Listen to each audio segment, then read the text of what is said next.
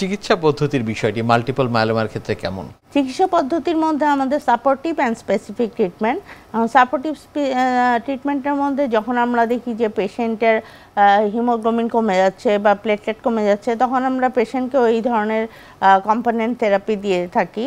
আর যে recurrent infection prevent করার জন্য অ্যান্টিবায়োটিক দেই, আবার অনেক সময় ইমিউনোগ্লোবুলিন দেওয়া হয়ে থাকে।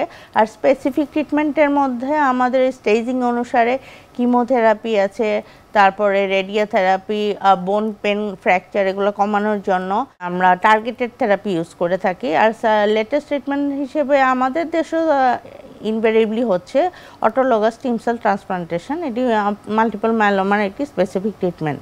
কোন পদ্ধতি আসলে বেশি জনপ্রিয় বা সুরক্ষার বিষয়টি যদি বলি, কোন পদ্ধতির মাধ্যমে নিশ্চিত করা সম্ভব? এখন সুরক্ষার জন্য বা স্পেসিফিক ট্রিটমেন্টের মধ্যে হলো টার্গেটেড থেরাপি। টার্গেটেড থেরাপি আমাদের দেশে অ্যাভেলেবেল, বিশ্বমানের চিকিৎসা আমাদের দেশেই হয়, যেমন বটিজুমিব দিয়ে আমরা ট্রিটমেন্ট করে থাকি। আর এর সাথে আছে ইমিউনোমডুলেটর ড্রাগ, মানে ওরাল ড্রাগ।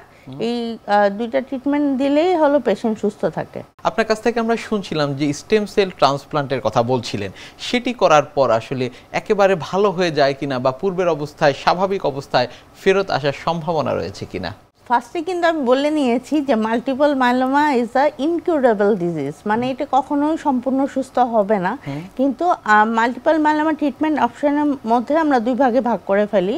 একটা হলো ট্রান্সপ্লান্ট এলিজিবল আর ট্রান্সপ্লান্ট ইনএলিজিবল, মানে যারা ট্রান্সপ্লান্ট করতে পারবে, কারণ আমাদের তো ট্রান্সপ্লান্ট অনেক কিছু ফ্যাক্টরের উপর ডিপেন্ড করে। পেশেন্টের স্টেজিং, কস্ট ইফেক্টিভনেস এর উপর ডিপেন্ড করে পেশেন্টকে দুই ভাগে ভাগ করি, ট্রান্সপ্লান্ট এলিজিবল, ট্রান্সপ্লান্ট ইনএলিজিবল। যারা ট্রান্সপ্লান্ট করতে পারবে তাদের আমরা ওই ধরনের কিমোথেরাপি দিয়ে কাউন্সেলিং করে পেশেন্টকে তারপরে অটোলগাস ট্রান্সপ্লান্ট করি। অটোলগাস ট্রান্সপ্লান্ট আমাদের দেশেই হয়। আমাদের দেশে যেমন সরকারিভাবে ঢাকা মেডিকেল কলেজ, তারপরে হলো বাংলাদেশ মেডিকেল বিশ্ববিদ্যালয়, আর বিভিন্ন প্রাইভেট মেডিকেলে এই অটোলগাস ট্রান্সপ্লান্টই হয়ে থাকে। অটোলগাস ট্রান্সপ্লান্ট করার পরে পেশেন্ট মোটামুটি সুস্থ থাকতে পারে। এখন তারপরে যদি আবার বিভিন্ন ধরনের সিমটমস দেখা যায়, তখন আবার অটোলগাস ট্রান্সপ্লান্ট করারও সুযোগ আছে এই ক্ষেত্রে। আর ট্রান্সপ্লান্ট ইনএলিজিবল যেসব পেশেন্ট, মানে যারা ট্রান্সপ্লান্ট করতে পারবে না, তাদের ক্ষেত্রে এই কিমোথেরাপির মাধ্যমে বা ওরাল কেমোথেরাপির মাধ্যমে পেশেন্ট সুস্থ জীবনযাপন করতে পারে। যাদের ট্রান্সপ্লান্ট করা হচ্ছে সফলতার হারটি কেমন দেখছেন? সফলতার হার মোটামুটি 60 to 70% পেশেন্ট সুস্থ থাকে।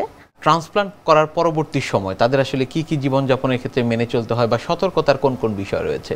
ট্রান্সপ্লান্ট করার পরে পেশেন্টের তো আসলে মাল্টিপল মায়োলোমার বিভিন্ন ধরনের কমপ্লিকেশন ডেভেলপ করে। মেনলি হলো পেশেন্টের যে ফ্র্যাকচার, তারপরে রিকারেন্ট ইনফেকশন, এনিমিয়া, এইসব কমপ্লিকেশনসগুলো হলো রেনাল ফেলিয়ার, এইসব কমপ্লিকেশনগুলো হলো পেশেন্টের হয় না। পেশেন্ট মোটামুটি নর্মালি সুস্থ মানুষের মতোই জীবনযাপন করতে পারে।